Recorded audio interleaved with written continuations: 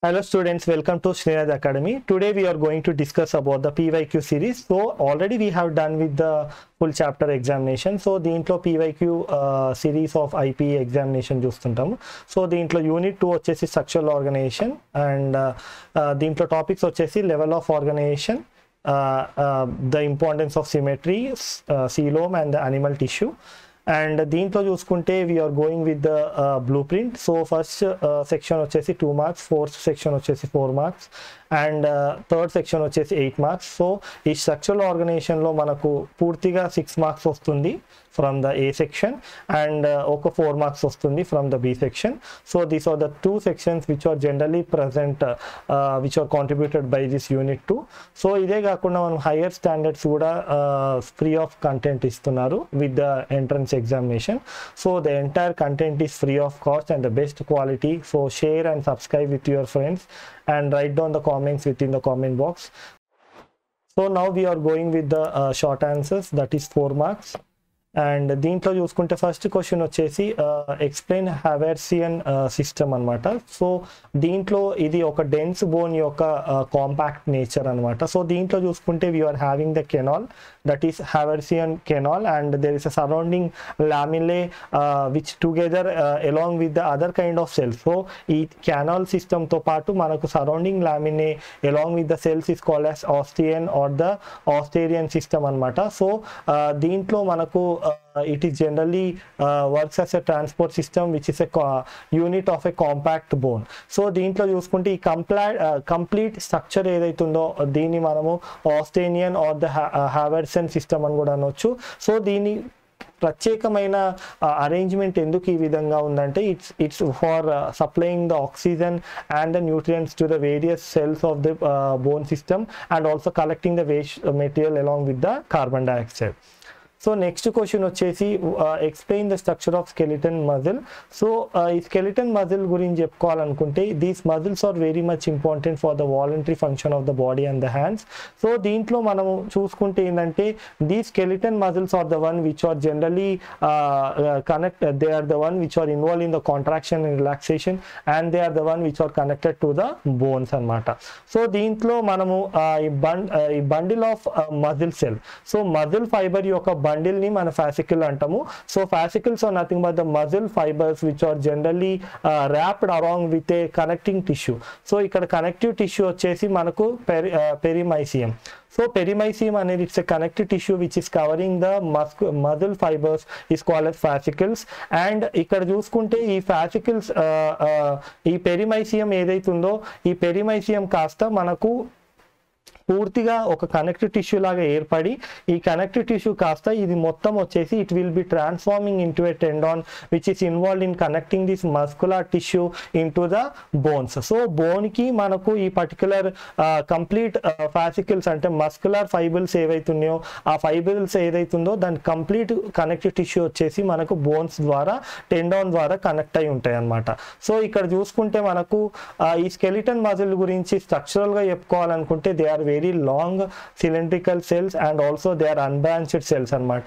And ఇంకోటి the subcellular status చూసుకుంటే అవి multicellular multinucleated cells and their nuclei is oval in shape, that is oval nuclei and it's a multi nucleated cells and it is categorized by their presence in the peripheral cytoplasm అనమాట.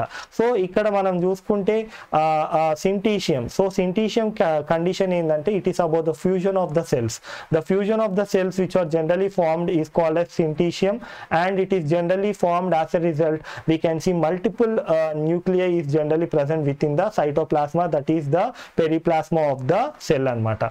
So and coming to the striated muscles ఏవైతున్నాయో ఈ striated muscles లో we can see the striated muscle fibers are generally consisting of dark and light bands and we can see they are consisting of myofibrils. These myofibrils are the one which are nothing but called as the striped or striated muscles అన్నమాట. So striated or the striped muscles are nothing but it's because of the alternate presence of the dark and the light bands అన్నమాట.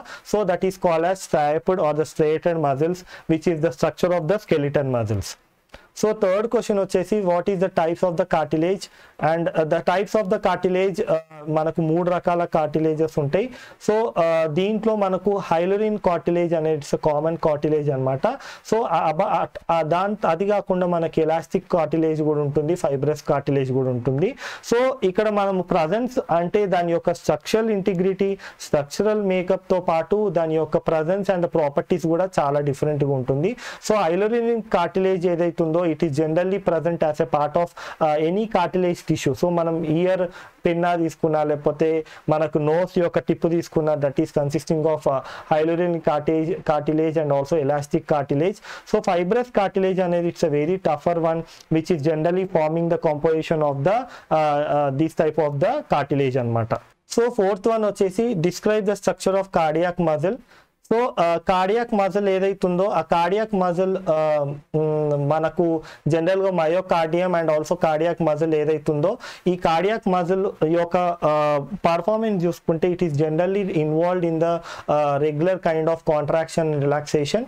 So ఈ myocardial cells ఏవైతున్నాయో ఈ myocardial cells గురించి చెప్పుకోవాలనుకుంటే అవి short cylindrical cells అనమాట. They are mononucleated and also striated cells. So దీన్ని మనము ఈ పర్టికులర్ సెల్స్ ఏంటంటే ఎందుకు ఈ బ్రాంచెస్ చూపిస్తున్నాయి అంటే టు సింక్రనైజ్ ద యాక్టివిటీ అనమాట. సో మనకు హార్ట్ కాంట్రాక్షన్ అండ్ రిలాక్సేషన్ అనేది minor cycle and minute cycle అనమాట. సో అది complete small time of small span of టైంలో మనకు జరగాలి. సో అది జరగాలంటే ఖచ్చితంగా మజిల్ ఫైబర్స్ అనేది బ్రాంచ్డ్ రూపంలో ఉంటుంది. సో ఈ బ్రాంచెస్ ఎందుకు ఏర్పడతాయి అంటే they are the gap junctions. So gap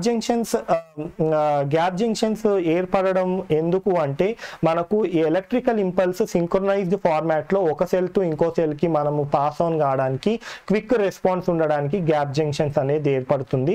so ఇక్కడ చూసుకుంటే మనకు ఇక్కడ ఈ particular rapid conduction of the electrical impulse అనేది very much important. At the same time ఈ మూమెంట్ అంతా involuntary movement and also pacemakers అనేది చాలా ఇంపార్టెంట్ రోల్ ప్లే చేస్తాయి అన్నమాట. సో దీని పూర్తిగా చూసుకుంటే మనకు హార్ట్ బీట్ యొక్క రేట్ ఆఫ్ కంట్రోలింగ్ అంటే rate of control that is the rate of heartbeat అనేది it's always under the control of nervous system and also endocrine system అనమాట. So that is the adrenal rush అనమాట. So ఇంకోటి ఏంటంటే main ప్రత్యేకమైన unique character ఏంటంటే myoglobin ఎక్కువ శాతం ఉండడం వల్ల టిష్యూకి సప్లై చేసే ఆక్సిజన్ ఎక్కువ అందడం వల్ల they don't go into a state of fatigue అనమాట. So they can withstand a very long period of having a contraction relaxation until unless ఏదైనా ప్రెషర్ లేకపోతే they can have a very high resistance.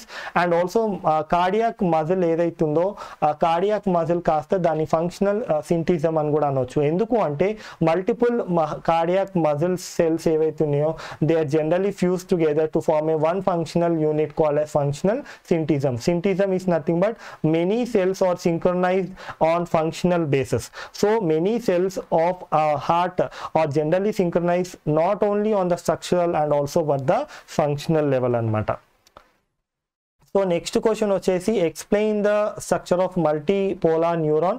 So ఇక్కడ multipolar neuron గురించి చెప్పుకోవాలనుకున్నప్పుడు we are having 3 different parts అనమాట. One is the dendrites, second one is the cyton that is nothing but the cell body and the third one is the axon. So ఇక్కడ మనము ఈ multipolar neutron ఏదైతుందో ఈ multipolar neutron అనేది it's general kind of neutron అనమాట. So it is generally involved in the carrying of the information from one part to the other part. And ఇక్కడ చూసుకుంటే ఏంటంటే మనకు ఈ పర్టికులర్ సెల్ బాడీని చూసుకుంటే ఈ సెల్ బాడీలో అన్ని రకాల సెల్ ఆర్గనల్స్ అనేది ఉంటాయి. సో ఇక్కడ ఎండోప్లాస్మిక్ రెటిక్యులం, న్యూక్లియస్, మైటోకాండ్రియా ఇవన్నీ మనకు ఈ సెల్ బాడీలో ఉంటాయి అన్నమాట. సో ఇది ఇక్కడ ఏంటంటే మనకు ఈ ఏదైతే ఇన్ఫర్మేషన్ మనకు అదర్ సెల్స్ నుంచి రిసీవ్ అవుతుందో ఈ సెల్ బాడీకి ఆ ఇన్ఫర్మేషన్ కాస్త by the cell body it will be pass on to the axon to the different parts అనమాట. సో ఇక్కడ మనం టీలియోడెంట్రాన్ ఏదైతుందో ఆ telodendron is the terminal part of the axon. And ఎప్పుడైతే మనకు టీలియోడెంట్రాన్స్ వచ్చేస్తాయో that is nothing but the end of the axon అనమాట. So ఈ ఎండ్ ఆఫ్ ద యాక్సాన్ వచ్చేసి మనకు ఒక స్పేస్ ఏర్పడుతుంది ఇక్కడ, ఒక మాలిక్యులర్ స్పేస్. సో ఈ molecular space is nothing but called as synapses, and these terminals are called as synaptic terminals, and the ending portions is called as teleodendron anamata. So these branches of dendrines is nothing but called as teleodendron, and this is the synaptic terminals, and they are generally consisting of synapses. So coming to the account of glandular epithelium. So a glandular epithelium anedi, it's a tissue which is responsible for the formation of the glands. So ikkada chuskunte all kind of major glands are generally consisting of glandular tissue. So based on the positioning manam endante we can divide them into two types anamata. So ikkada for example manaku bunch of cluster of cells unte danni multicellular glandular epithelial tissue antamu. ఒకవేళ single cell ఉంటే దాన్ని unicellular glandular epithelium అంటాము.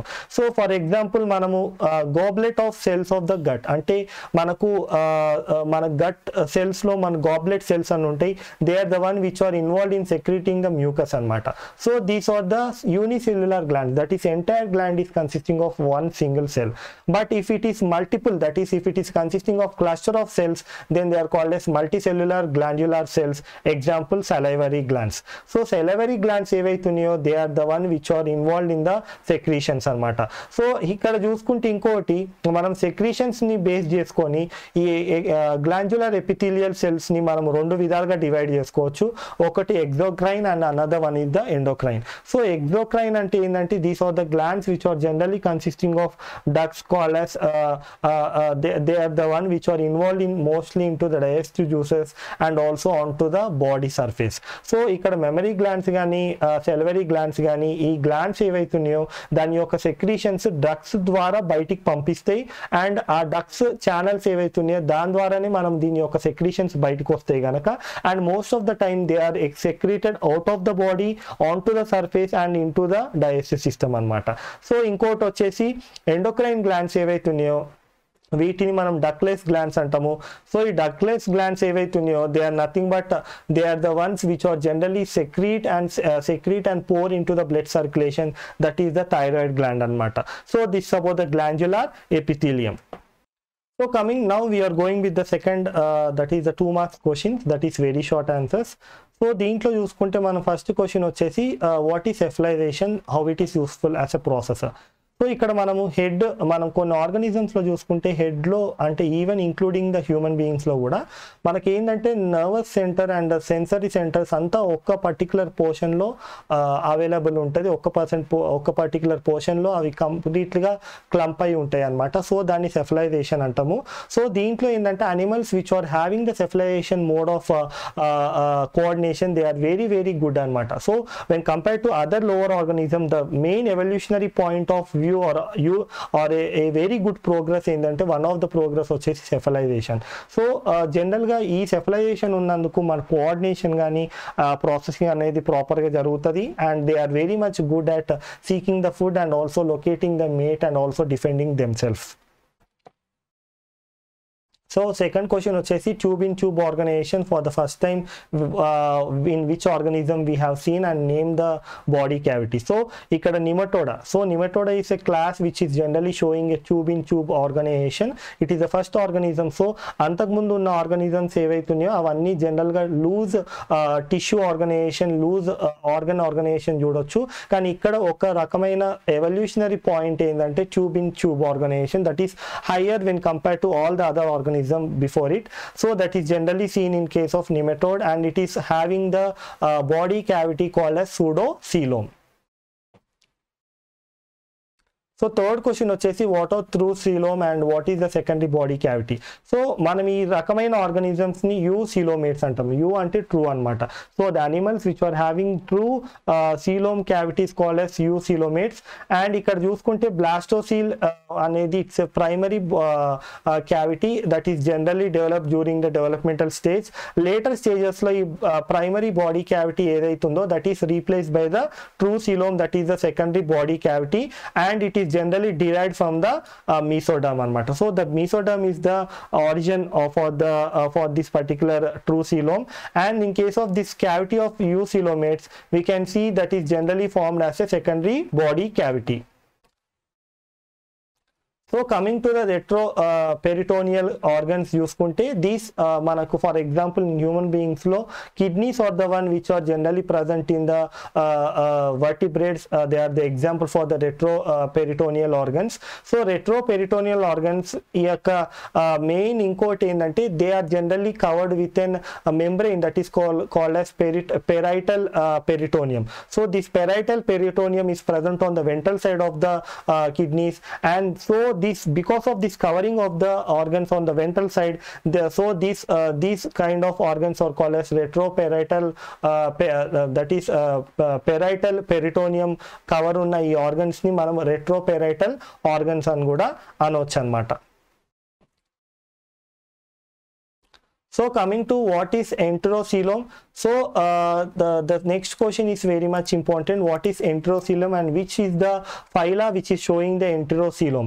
So all the advanced organisms ఏవైతే ఉన్నాయో they are coming under the category called as enterocoeloms అన్నమాట, nothing but called as enterocoelomates. So the phylums which are showing the true body cavity, that is true enterocoeloms, are nothing but echinodermates, hemichordates and the chordates. So ఇక్కడ మనం చూసుకుంటే echinodermates and the hemichordates and the chordates are the group or the ones which are generally included under the phyla, that is enterocoelomates అన్నమాట.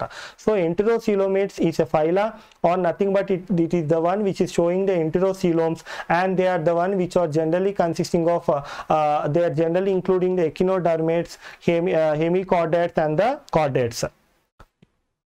So next one is distinguish between the endocrine and exocrine glands with examples. So endocrine glands ఏవైతే ఉన్నాయో they are nothing but called as ductless glands. Exocrine glands are the glands which are generally shows the ducts. ఇక్కడ they are excreting the hormones, they are generally released into the blood directly, but these are the one which are having the ducts, and the excretions and the secretions ఏవైతే ఉన్నాయో they are generally carried through the ducts, and they are generally eluted out of the glandular structure అన్నమాట.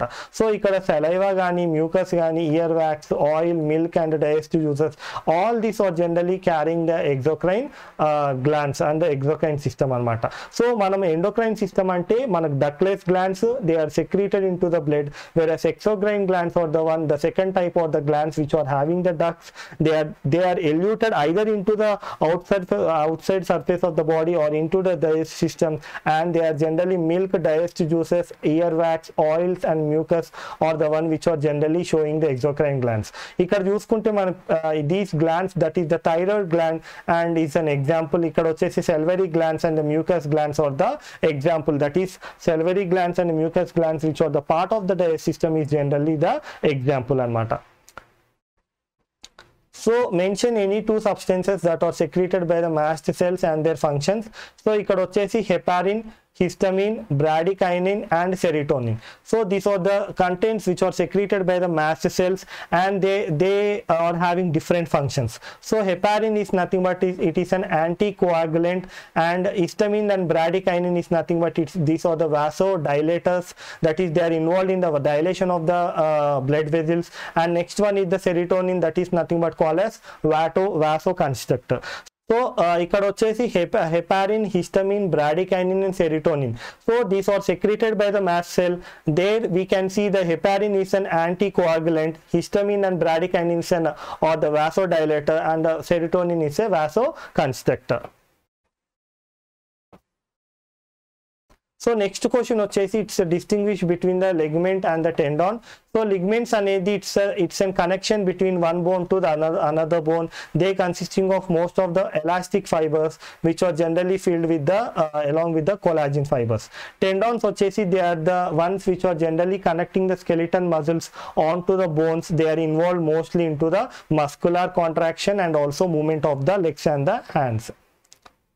So next one వచ్చేసి what is the strongest cartilage and what is the region which is covering this in the human being.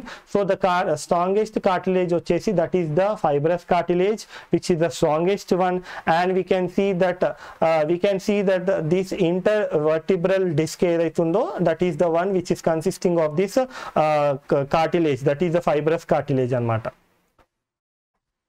So next question, very important question, already మనం 4 marks లో cover చేసినాం, that is define osteon. So define osteon is nothing but it's generally present in the dense bone, and where we can see it's a network which is consisting of a connection between the canal to the other lamellae, that is consisting of all kind of cells, especially osteocytes anamata. So these are generally present in the lamellae, and there is a interconnection between the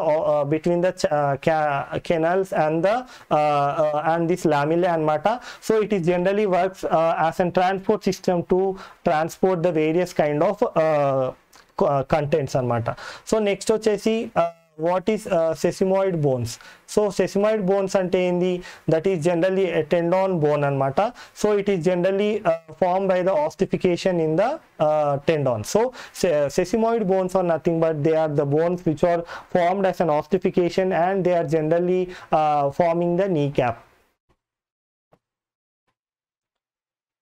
So what are next important question వచ్చేసి, that is about the microglial cells and what is their origin and what is their function.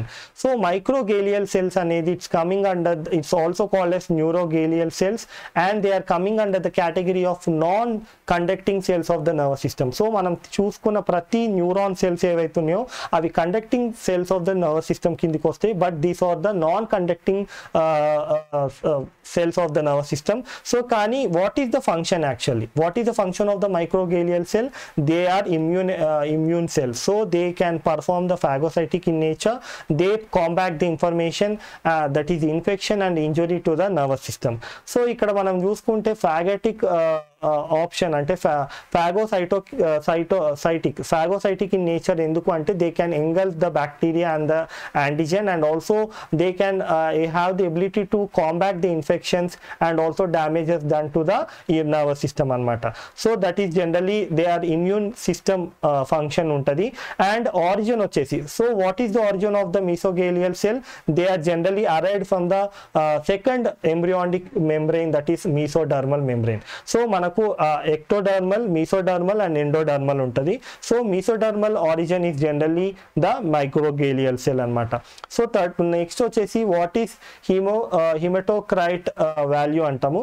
So hematocrit value అనేది మనకు general గా ఒక special kind of test tube ఉంటుంది, దాంట్లో మనం blood sample తీసుకుంటాము, anti coagulant add చేసిన blood sample, patient blood sample ఒక హిమోక్రాట్ మన ట్యూబ్ లోకి యాడ్ చేసి దాని ఒక స్పెషల్ కైండ్ ఆఫ్ సెంట్రిఫ్యూజ్ లో దాన్ని తిప్పడం వల్ల ఏంటంటే దానికి ఒక ఈ పర్టికులర్ వచ్చిన వాల్యూని మనం ప్యాక్డ్ సెల్ వాల్యూమ్ వాల్యూ అంటాం. So ఈ value which is packed cell volume value ఏదైతుందో that is having a certain average value for the adult humans like male and female and the fetals or the childhood. So ఆ value లోపల వస్తేనే normal అనమాట.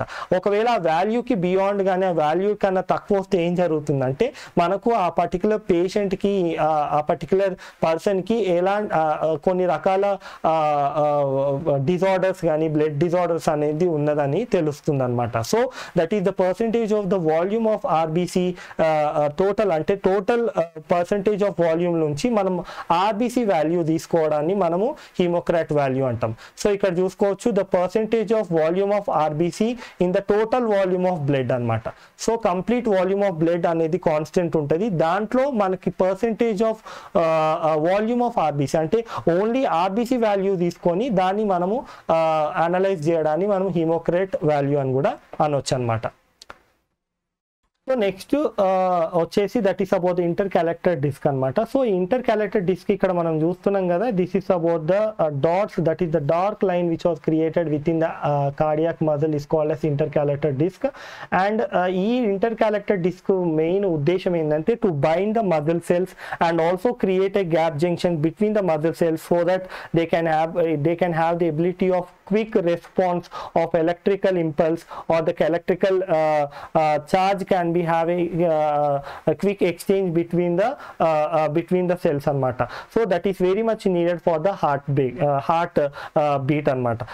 So next question వచ్చేసి why the cardiac muscle is having very high resistance to the muscular fatigue, అంటే అలసిపోవడం అనమాట.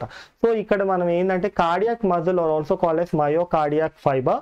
So ఇది ఏంటంటే they can able to withstand very high fatigue. ఎందుకు అంటే దాని యొక్క మాలిక్యులర్ స్ట్రక్చర్లో ఆ పర్టికులర్ ఆన్సర్ ఉంది. సో ఇక్కడ ఏంటంటే మనకు they are generally consisting of sarcosomes. అంటే సార్కోజోమ్స్ అంటే ఇంటర్నల్ గా మనకు అరేంజ్మెంట్ ఏ విధంగా ఉందంటే they cannot be subjugated very easily to the fatigue. అదే కాకుండా మనకు మయోగ్లోబిన్ కూడా చాలా ఎక్స్టెన్సివ్ గా ఉంటుంది ఈ సెల్స్ లో.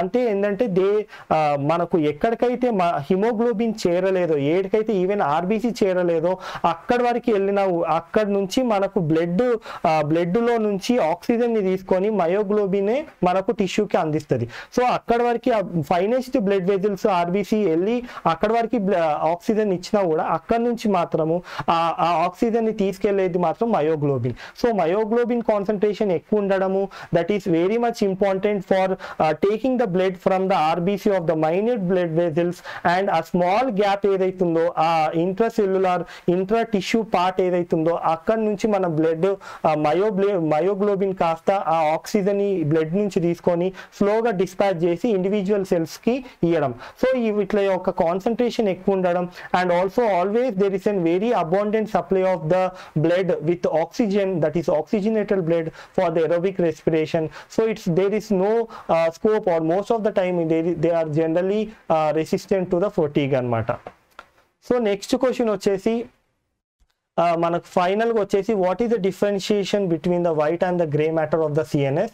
సో ఇక్కడ white matter and grey matter చూడొచ్చు. సో వైట్ మ్యాటర్ ఏదైతుందో that is because of the myelin. So myelin is an membrane which is covering the axons.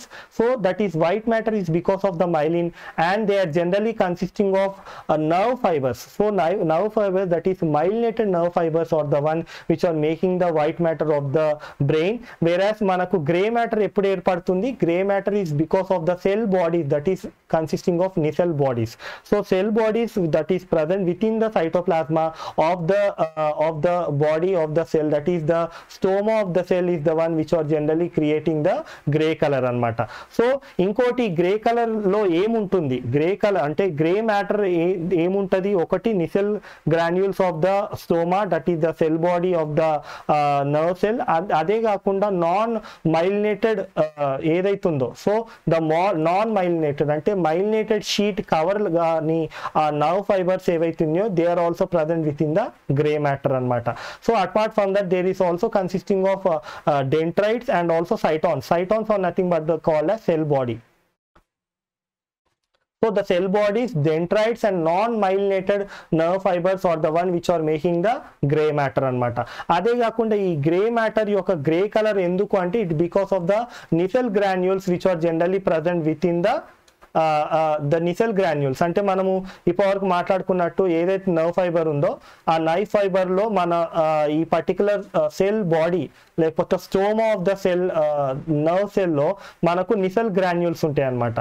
So these Nissl granules are the one which are providing the grey colour, versus non myelinated అంటే మనకు non myelinated fibres కానీ dendrites కూడా they are generally providing the grey colour to the grey matter. ఇంకోటి ఏంటంటే ఇక్కడ మనం మాట్లాడుకున్నట్టు white matter ఎప్పుడు వస్తుంది, వైట్ మ్యాటర్ అనేది when you are discussing about the myelinated nerve fibres. అంటే ఈ నర్వ్ ఫైబర్స్ ఏవైతున్నాయో యాక్సాన్ యొక్క నర్వ్ ఫైబర్స్ ఏవైతున్నాయో ఒకవేళ if they are covered with this myelinated sheet, this myelinated sheet is the one which is providing the white colour and it is the one which is generally involved in proper way of allowing the nerve fiber anamata. So now we have done with the second unit. So third unit animal diversity అనే ఆ unit కు సంబంధించిన PYQs కానీ very very important questions అనేది upcoming వీడియోలో మనకు future వీడియోలో next వీడియోలో చెప్తాము. సో దానికి సంబంధించిన లింక్ అనేది డిస్క్రిప్షన్ బాక్స్లో ఉంటుంది. And like and subscribe the channel to your friends.